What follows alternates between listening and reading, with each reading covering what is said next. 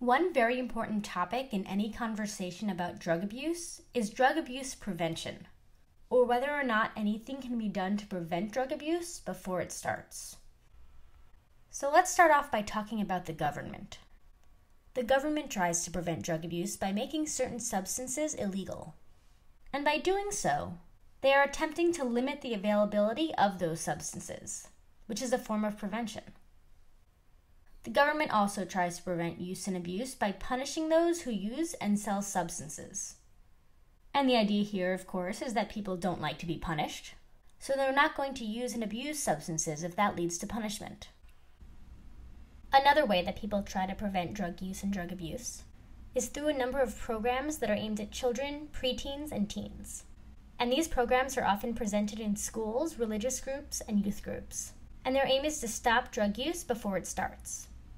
You might be familiar with some of these programs. You might have gone through them yourself when you were in elementary school or middle school. But two very popular ones are DARE, which stands for Drug Abuse Resistance Education, and another program called Just Say No. These types of programs might be taught by teachers and integrated into existing curricula, or they might be taught by someone who was brought in from outside the school, which could include guest speakers or even police officers. And these types of programs, though all somewhat different from each other, tend to focus on three main things. The first is factual information about drugs, and this information is usually followed by stories of bad things that happen to people who use these substances. And they also typically include training that aims at boosting children's self-esteem, with the goal of helping them resist peer pressure that might lead them to use drugs later on. A lot of time and money has been spent implementing these programs, and they certainly have good intentions. But over 20 years of evaluation into these programs have shown that these programs are not effective. Individuals who participate in these programs are just as likely to use substances as those who do not participate. In fact, some studies have shown that these programs might actually be counterproductive, that sometimes there is actually a higher rate of substance abuse among individuals who participate in these programs. And if there is any effectiveness, that effectiveness is very limited, and it only works for a short period after the intervention. It doesn't usually have an effect in the long term. And I've mentioned all three possible conclusions here, and I don't mean to confuse you. So just to be clear, while there are some studies that show increased or decreased drug use in individuals who participate in these programs, a vast majority of them show no difference. And so now you might be wondering, why in the world do these very well-intentioned programs have such a high failure rate? One reason might be that these programs are targeting kids who are just too young to really understand these messages. And there are a large number of these programs that focus on kids before they reach their teenage years. Maybe it's really easy for them to say that they will say no to drugs before they can really understand the pressures and social implications that can surround that decision.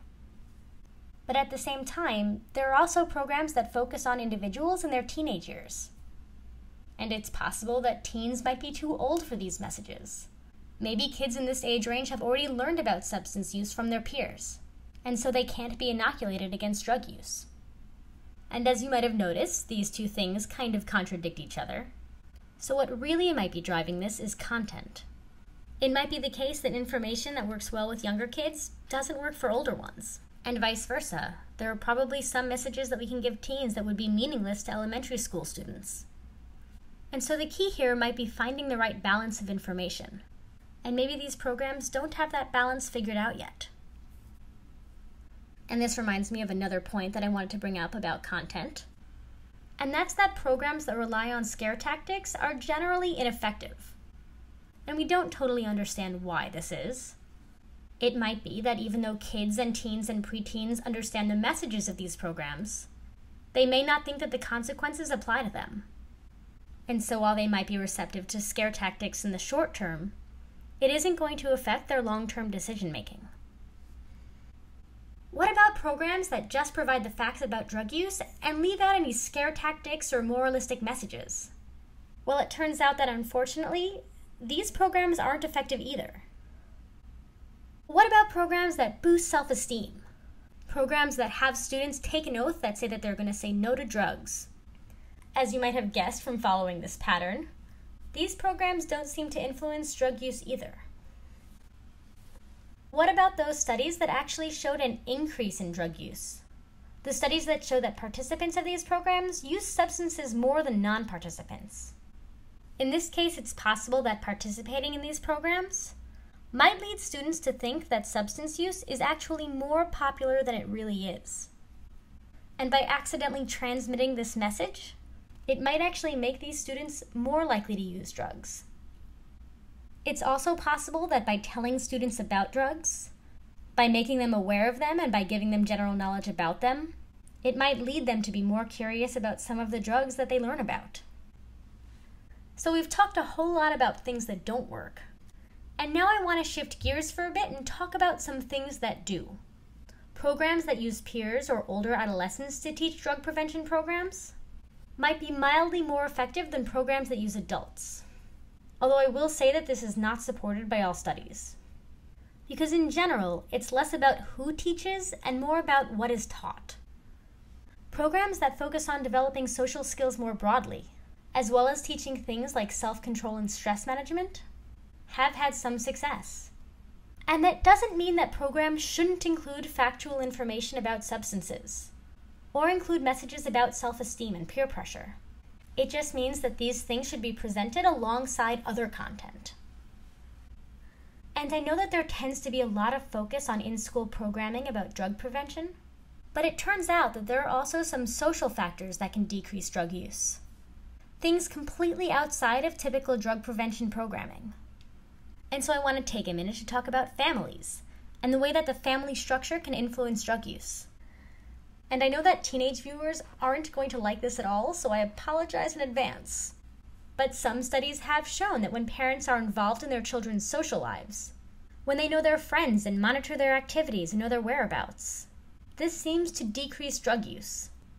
Thankfully, there are also a number of other things that families can do that don't involve being involved in their children's business. One is making sure that the family has a close bond, making sure that family members are supportive of one another, and making sure that the home is a nurturing environment. Parents can also have clear and consistent expectations about not only drug use and alcohol use, but also for things like schoolwork and chores.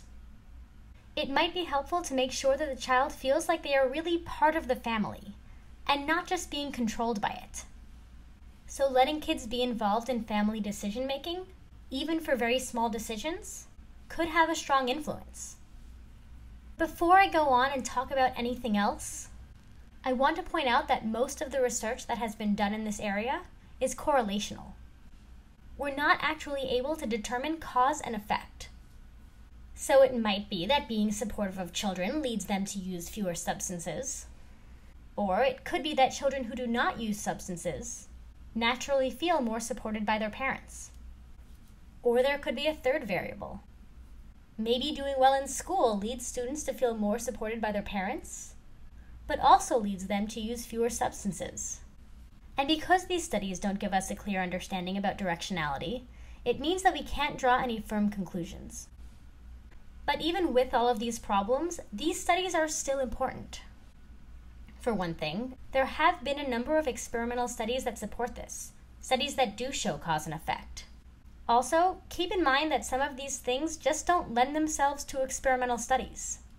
We can't just take a bunch of children and put half of them in a nurturing home and half of them in a not nurturing home and see what happens. I'm sure you would agree that that would not be ethical. And so even though correlational studies on this topic might not be perfect, they're still informative. But it isn't just parents that can have a role in reducing drug use. The whole community can play a role as well. Some studies have shown that children who have supportive relationships outside of their immediate family tend to use fewer substances. Teachers, neighbors, religious figures can all play an important role. Also, having things like access to healthcare and childcare, and family programming and drug-free recreational options. All of these things either correlate with decreased drug use or have been shown to do so experimentally with targeted family and community interventions. And this implies that schools can play an important role outside of providing specific drug prevention programming. They can also offer extracurricular programming and sponsor social events.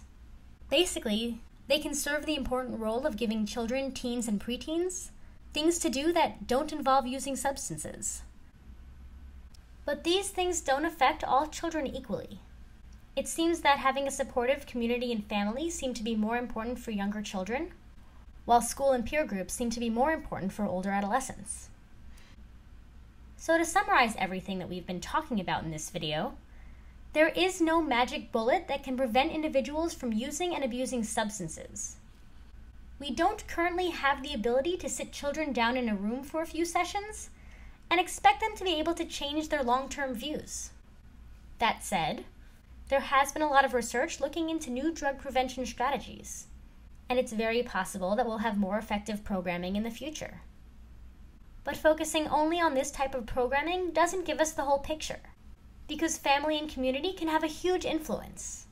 Having a strong and nurturing family, school, and community seems to act as an important protective factor against drug use and abuse.